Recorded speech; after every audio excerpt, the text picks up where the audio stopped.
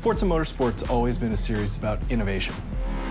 We always want to push the racing genre, so we've made huge improvements because we want to get people excited about cars in general.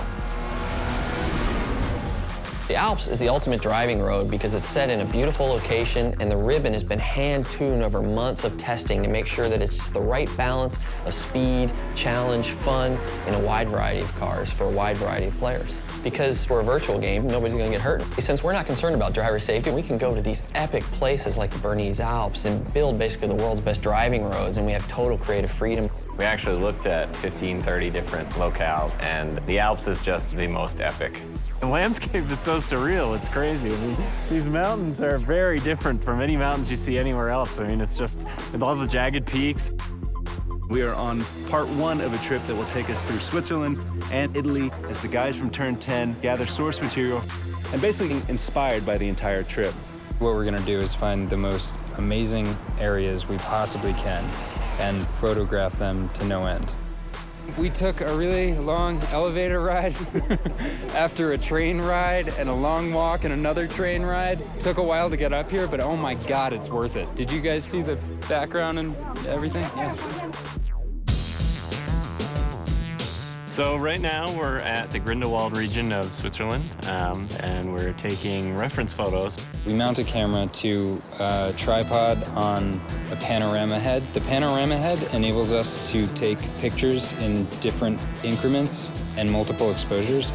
We stitch them all together and then we get an HDR. An HDR is high dynamic range image. Each frame that we do at a multiple exposure. So when you stitch it all together later, you can slide through all the different exposures. So you can go from a very dark scene with a little pinpoint where the sun is all the way up to a very exposed image. And that way it gives us the full range to play with when we go to make our sky domes later. We have a pretty long production cycle, so it'll probably be about a year of full production once we get home. So we bring back all of our reference, we start modeling rough landscapes that existed there so they're fairly accurate, but we're not bound to recreate it perfectly as it exists because there isn't a track there. But we want it to be believable. It needs to fit with the other real racetracks in the game. So we create a whole backstory about how the Bernese Alps came to be. It started off as a ski resort, and roads were built for workers in the wintertime, and then this rich entrepreneur bought it and tried to build a racetrack there, but got shut down. So by creating this rich backstory, everything is there for a reason. It's believable. Fictional tracks are a chance for us to really showcase some of the graphical tech that we have in our game. We've redone our lighting engine, and this track in particular, with its very bright snow and blooming, really shows off what our graphics engine can do.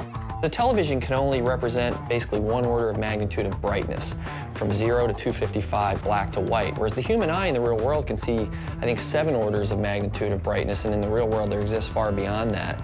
The sun is infinitely brighter than a white piece of paper, but on a television screen they look the same. Well, we found a way to basically reverse engineer that at full HD resolution on the Xbox 360. So what we do is we captured high dynamic range images of the world, and that gets baked back into the lighting and the reflections on the car, which means the sun is order of magnitudes brighter than a white piece of paper and is brighter than gray asphalt, which basically makes the cars look really grounded in the environment. We've traveled thousands of miles, we worked thousands of hours, and here it is, the Bernese Alps track in Forza 4.